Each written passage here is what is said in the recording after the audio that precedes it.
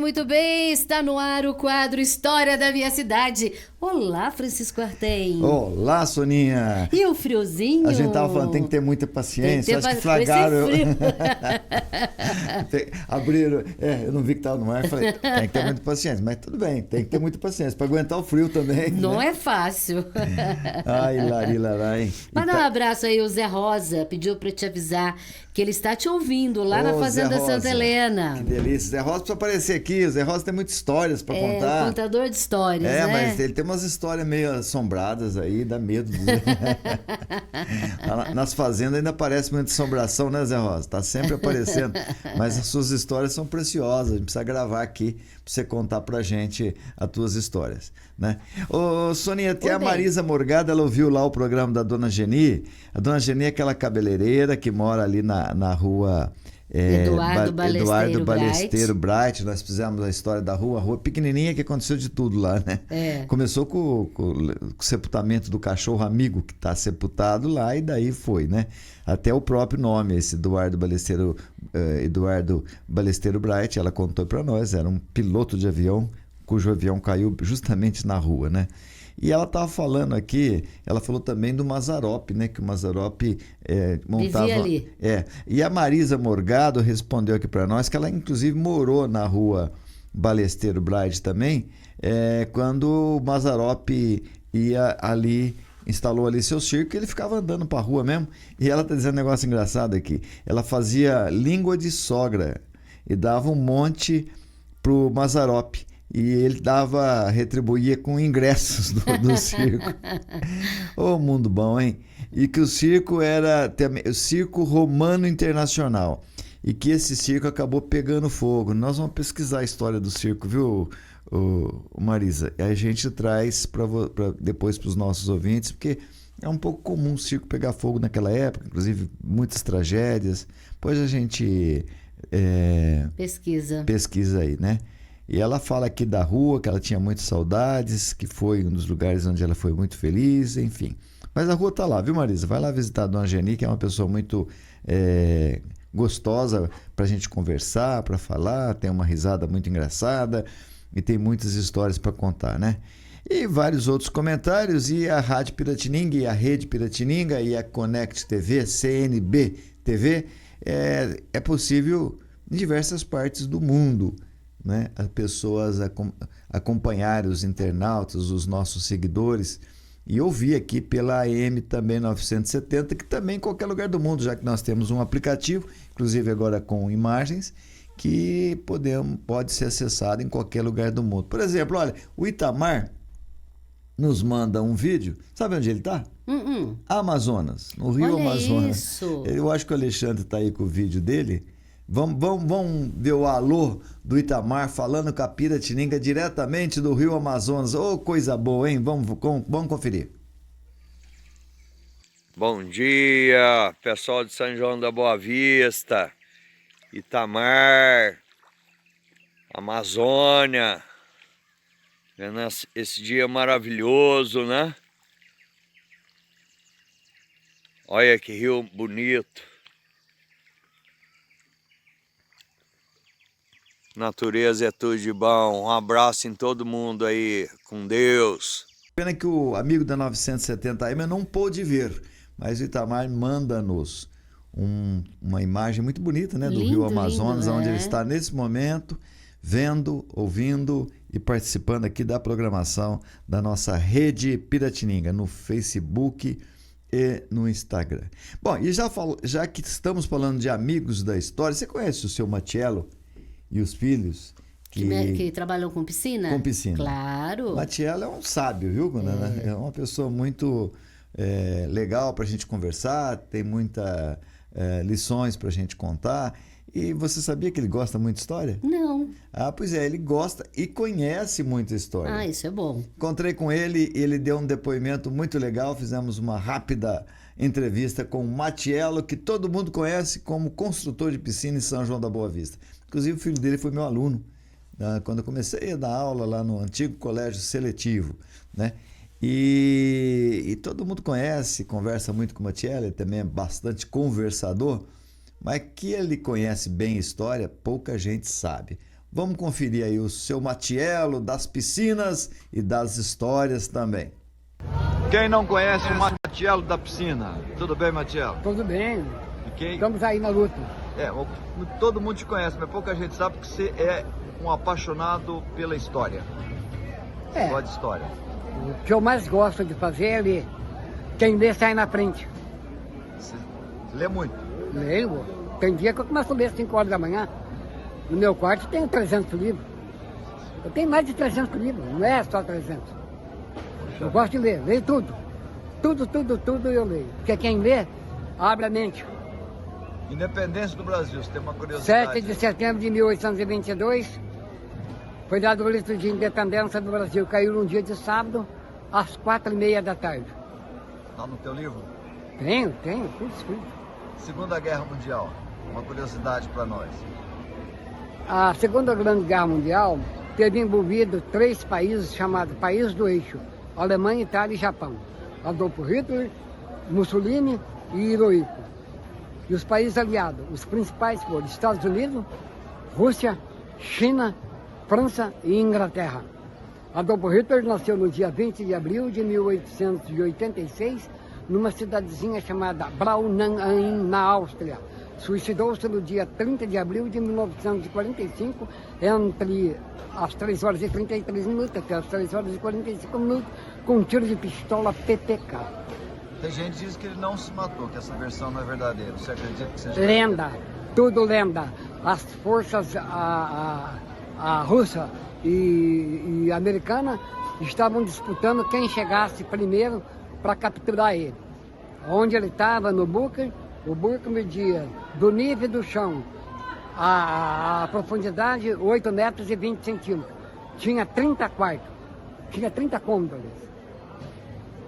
Como é que você sabe? Como é que você guarda? Tudo bem, você sabe o que você lê.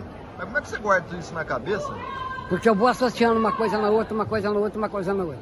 A bomba atômica lançada sobre Hiroshima foi no dia 6 de agosto de 1945, às 8 horas 15 minutos e 17 segundos. A altitude que o Enoch Gay estava. Enoch Gay é o nome da mãe do comandante, que estava na fuselagem do Fortaleza Voadora V-29, número 82. A bomba atômica pesava 4.535 quilos, demorou exatos 43 segundos para explodir, não bateu na terra, explodiu numa altitude de 1.500 metros. Comandante, Paul Tibet, tripulação, 12 homens. Meu Deus do céu. E da Primeira Guerra? Tu tem Não, primeira não. Você é especialista em Segunda Guerra? Não, Segunda Guerra Mundial. O Brasil participou com 25.450 pracinhas. Comandante, Marechal Mascarenhas de Moraes. Em combate perdeu 451, no total 2.042. Beleza, Matiello, parabéns aí pela memória e pelo conhecimento. E precisa aparecer na rádio pra gente. Não, eu vou aparecer lá uma hora. Tá bom. Fica com Deus, Matiello. Mas sabe... Sua Que muito legal, querida nossa, aí, como, né? que memória boa, hein? Memória boa. E vamos trazer o Matiello aqui na rádio, na Rede Piratininga, na Connect TV, a CNB TV, para nos blindar aí com novas histórias. Deve saber tudo de São João também, né? Mandar um abraço para nossa querida Cláudia Cunha, agora além de professora e escritora, né? Com um livro aí que está bombando aí, muito bonito. A Jardineira. É, isso aí. E você já acabou de ler? Ainda não. Não? Não. Eu também comecei. O tempo tá curto, viu, Cláudia? Mas faço questão de ler. Tá gostoso o que eu tô lendo, viu? Tô nos primeiros capítulos. Quero tecer comentários depois. E voltar aqui, viu, Cláudia? Agora a Cláudia tá trabalhando aqui conosco também no mesmo prédio, né? Na CNB TV, que vai funcionar junto com a Piratininga. Vai dar oportunidade de a gente fazer muitas coisas juntas aí, né? Ela, o filho... Estão todos aqui na CNB Notícias TV, na Piratininga também.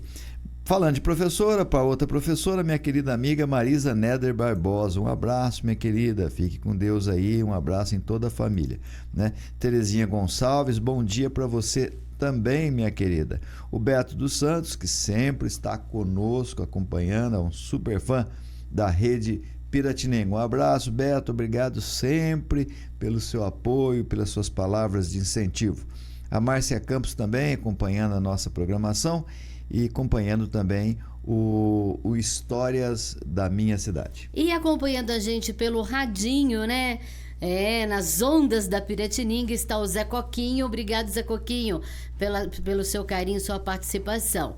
E também a nossa amiga Marlene Bovo curtindo a gente. Beijo para você, Marlene.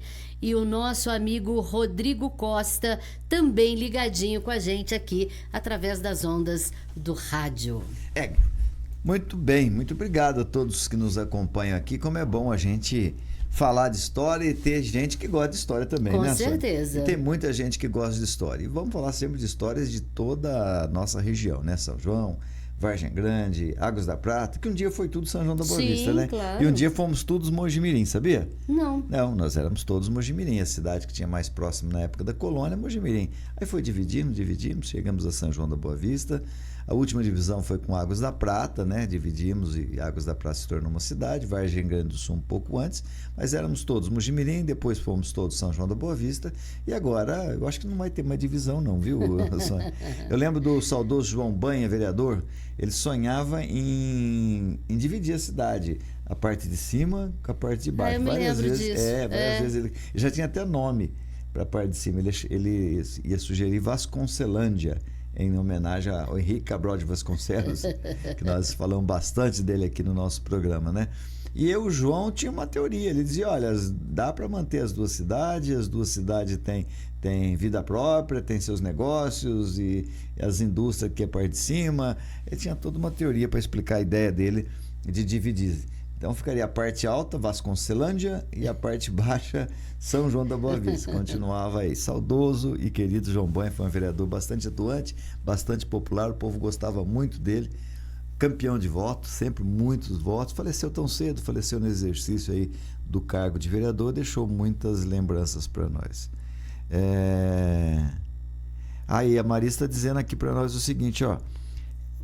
Tem essas histórias de fazendas fantasmas, eu sei de uma. Opa, Marisa, marca uma hora aí, nós vamos contar, ou você manda um vídeo ou um áudio contando para nós essa história.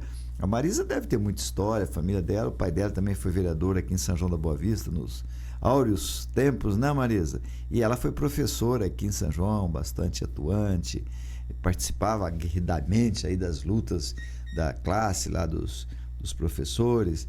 Marisa, queremos ouvir essas histórias aí, tá? Estamos fazendo uma coleção de histórias de assombrações e fantasmas que rodearam a imaginação do povo de São João da Boa Vista durante muitos e muitos anos, ainda hoje, né? Ainda hoje. Se bem que hoje os fantasmas são tão mais assustadores, né? Pagar gasolina, mercado, pagar IPVA, açougue. Esses arrepiam o cabelo, né? Esses deixam a gente bastante nervosos aí, assustados. Pega uma conta dessa, dá vontade de sair correndo. IPTU. Nossa Senhora. Esse nem se nem fala. se fale. Vamos para um recado para os nossos patrocinadores, Sônia? Vamos lá.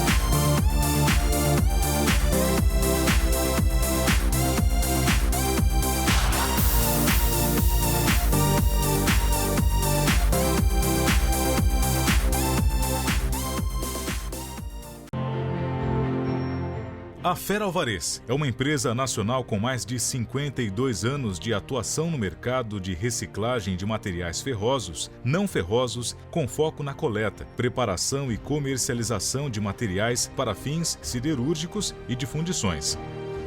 Contamos com uma frota própria de caminhões personalizados, equipados com sistemas de carga e descarga, entre outros, para atender os diversos tipos de demanda. Possuímos bases de coletas e entregas por regiões estratégicas e, assim, atender à atual necessidade do mercado nas regiões Sudeste, Sul e Centro-Oeste. Aliados a isso, uma equipe operacional, administrativa e comercial capacitada e experiente para atender toda a necessidade de fornecedores e clientes da Fera Alvarez Divisão Sucata. Fator que oferece mais segurança e tranquilidade para todos os nossos parceiros. Fera Alvarez, soluções em aço.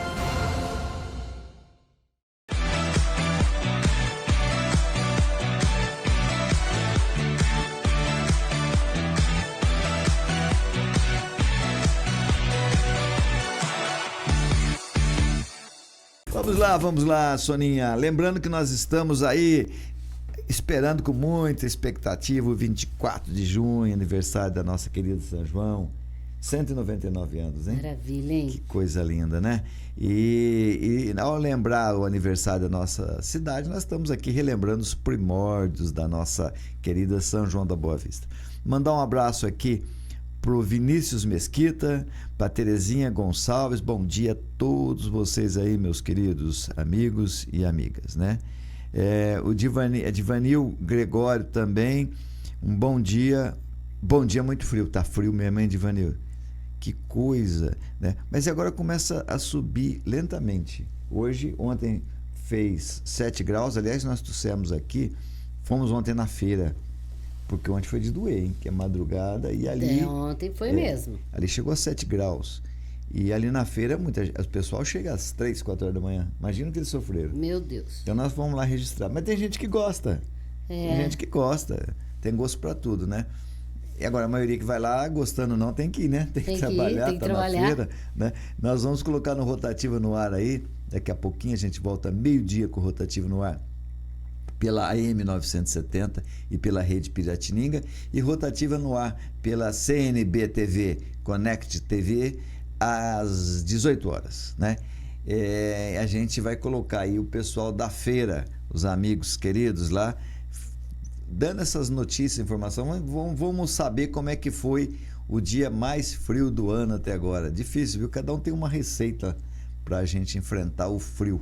A gente vai acompanhar aí como é que os feirantes se viraram com esse frio de ontem, né? E de ontem para hoje, um avanço de 7 graus foi para 8. Já subiu. Já subiu. Já pouquinho. Umzinho, mas tá bom, né? E vai continuar assim a semana inteira, viu, Soninha? Traga teu bonezinho de novo. Você vai precisar dele, porque o frio vai continuar.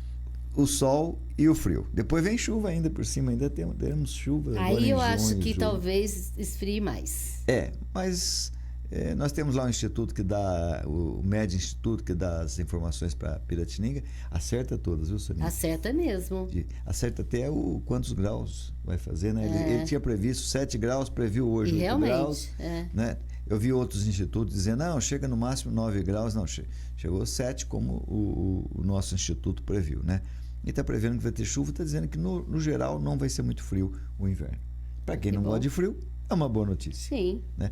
Até para quem gosta, porque também muito frio há de convir. Faz mal, né? Sim. Há de convir que não é fácil não, principalmente para quem já tem uma certa idade, para as pessoas que já têm uma certa... Não é o nosso caso. Não, imagina. Não é o meu.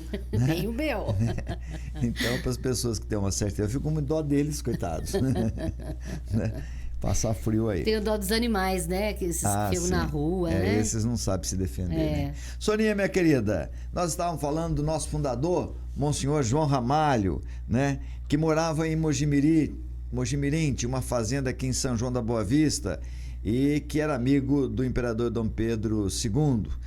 Contamos no nosso último programa sobre como ele se tornou um guerreiro, né? Um soldado mesmo, né?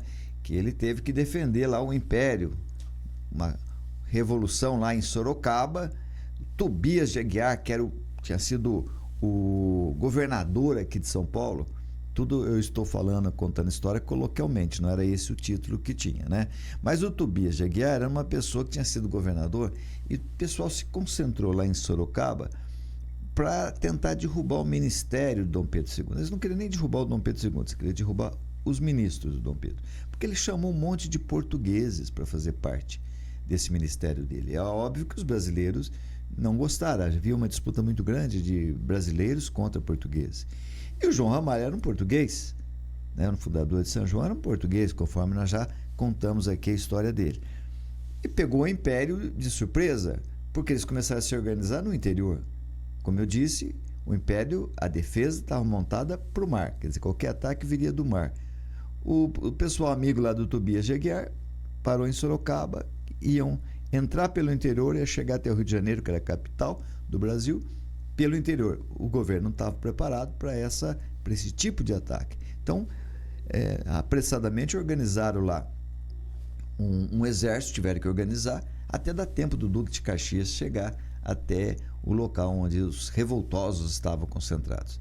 E eles já estavam preparando para partir para o Rio de Janeiro, quando conseguiram que o João Ramalho fizesse um exército, né? Nós demos todos os detalhes desse exército que ele montou, já lembrando que a maioria eram de escravos e empregados dele aqui de São João da Boa Vista, onde ele tinha uma família, onde anos depois desse embate, ele resolve fundar uma cidade, dividir as ruas ali do centro, montar uma igreja, onde que é a Igreja Catedral, né?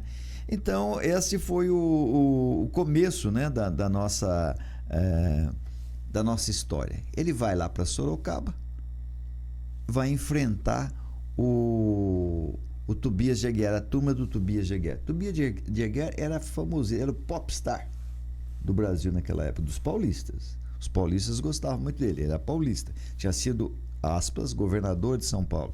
Sabe por que eles gostavam dele?